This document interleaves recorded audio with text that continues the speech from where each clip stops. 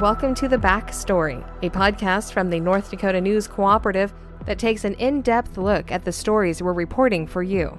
I'm Sabrina Halverson, CEO of the North Dakota News Cooperative. Joining me is Michael Standert, our lead reporter. The story we're talking about this time was headlined North Dakota Farmers and Ag Businesses Brace for Tariff Blowback. And this is a topic that we have talked about a few times because it is something very important happening around the nation right now. But you talked with some agricultural leaders here in North Dakota to see what the most recent tariff situation and changes could mean for our agricultural industry. So tell us a little bit about what you learned while you were reporting this. Yeah, so I had done a story a couple months back similar to this. I just kind of wanted to check into what's going on now. And that this maybe I'll backtrack for a second because this was initiated by a couple emails that I got from readers, and that led me to one of the people I spoke with. A reader had mentioned that they were having trouble getting, or there were delays in getting some covers for their tractors and equipment.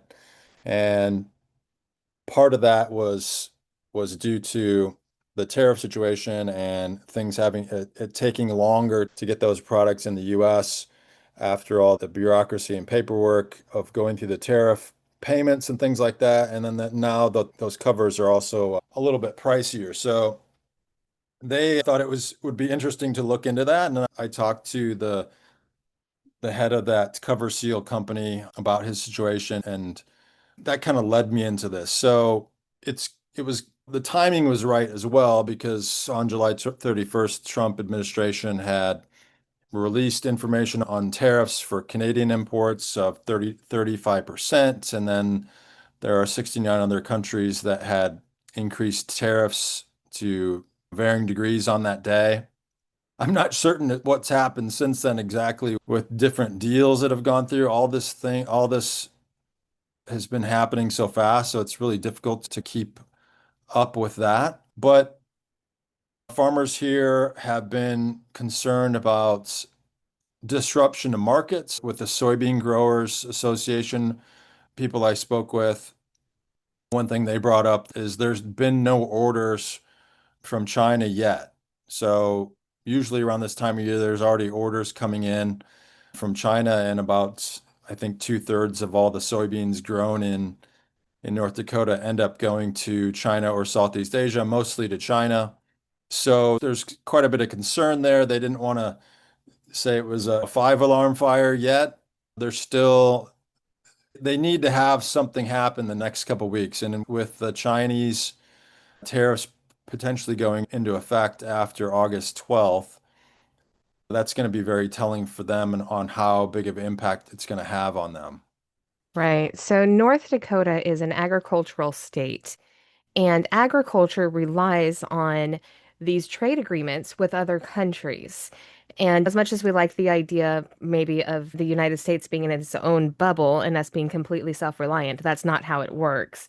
And these trade deals with other countries are the biggest part of what makes our agriculture work because the things that we grow in North Dakota, we produce so much of, we can't possibly use it all here in the US. Plus, we need to have these trade agreements for the things that we are not able to grow and get those types of products from other countries. So, Yeah. when we have these trade agreements that are seeing a lot of changes and then seeing these tariffs being put on, which the other countries, of course, don't like. We don't like it when other countries put tariffs on our products, but that's causing some delays in orders, as you pointed out. There have been no orders, like you said, that have come in from the Pacific and from China. Also, first off, to state, China is our biggest trading partner for many of our products, and to not have those orders come in can be very distressing for our farmers. But then also the tariffs on Canada, I was noticing as well, as your report pointed out, that 35% tariff on Canadian imports. Now we're talking imports versus exports there, but again, it goes to that trade relationship that we have with our closest. What were the farmer experts and industry leaders that you spoke with? What kind of things were they saying about these challenges? With Canada, the one issue might be fertilizer costs could increase with potash. Most of the potash is coming from Canada. So they're looking at further increases in fertilizer prices. And for a lot of farmers, that's one of their biggest costs. That's probably likely down the road. These other tariffs on things like metals, steel, aluminum, copper, there's been a little bit more clarification on copper. It's just certain copper imports.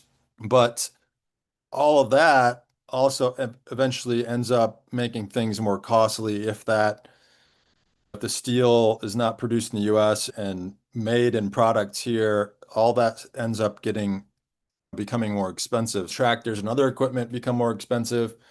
In the case with the cover seal company, that gentleman, when he was, starting his company, he couldn't find anyone to do the textile work in the US. So he had to go to China, he had to go to Mexico to do that. There was just no mill that was doing the kind of textile that he needed for those covers. What are the solutions for people like that? It's really difficult to reshore those things in a short time. And I know the Trump administration and others want more manufacturing and come back to the US, but a lot of that stuff takes months, years to build up. So some of those things could take a long, long time to really be felt. And in the meantime, those costs for just about everything can go up. And that was something else that was mentioned too in your article that you mentioned John Deere and supply chain effects. These other companies that our farmers rely on, again, are facing increased costs because of the things they have to import that we cannot make here. We're not capable of making things here as much as perhaps, again, we would like to have that bubble where we're completely self-sufficient here in the US. That's not how it is. And so these other agricultural companies have to rely on things coming in from other countries. Well, now those tariffs are raising those prices. Who pays those prices? Well, ultimately, it comes down to Ultimately, yeah. whoever's buying the end product, and that in this case is our farmers.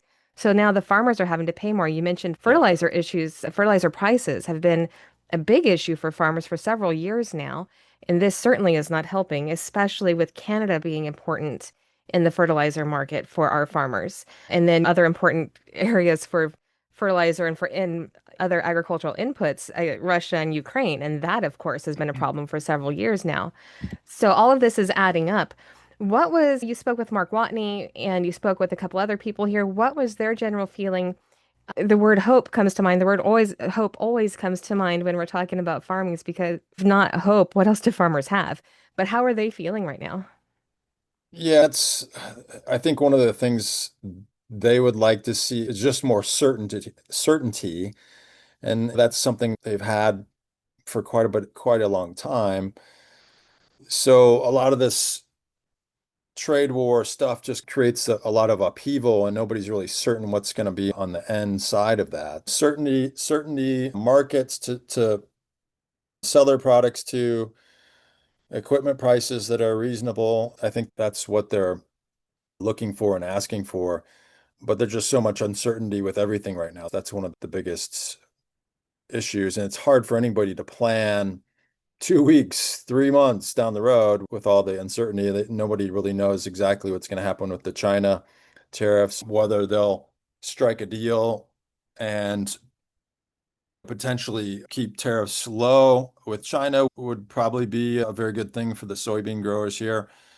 If it goes up to 100% or more, what's going to happen then? They're just not sure. And then the other thing I always think about, and this was not really something that was in the article, but I still think that we can talk about it. But again, with North Dakota being such an agricultural state, a lot of our state relies on agriculture even in indirect ways as well, whether it's again the implement dealers, the people that the farmers are buying their tractors and other things from, down to our rural grocery stores. And we've done a bit of reporting recently on rural grocery stores. Well, all of this farming contributes so much to our communities in so many ways, with providing employment and putting money into the communities that they live in, from buying fuel, just in every way imaginable. So when our farmers start to struggle, that does have an effect down the line throughout all of our communities around the state and in very different ways as well.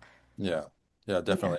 And that was something that was discussed with one or two people. I can't remember exactly who, but investing in your farm, if you want to buy a new tractor or new equipment, that might be put off. Those effects can hit dealers, and ultimately it does have impacts on the community if farmers are struggling. There's been times when prices and things have come back and it's brought more people into communities, and other times when it's done the opposite. They're just hoping for a good outcome. All the farmers want good trade agreements and they don't want unfair trade agreements either. So I think they're just hoping for the best. And yeah, but as one person said, hope is not a way to run a business. So they do need some certainty going ahead. Again, this is one of those issues that we will continue to keep an eye on and we'll continue reporting on it and seeing how it affects our communities in various ways. I say in various ways, but it's really in every way. So we'll continue to watch that. In the meantime, any other thoughts for our listeners, Michael? I keep reaching out. That's where the story started. I think it's also helpful to get input from people, and that can send me off on a story.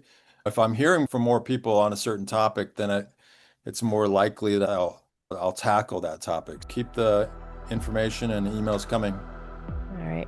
And again, the title for this week's article was North Dakota Farmers Ag Businesses Brace for Tariff Blowback. You can read that story on our website at newscoopnd.org or in one of our local newspaper partners. For the North Dakota News Cooperative, I'm Sabrina Halverson. This has been The Backstory.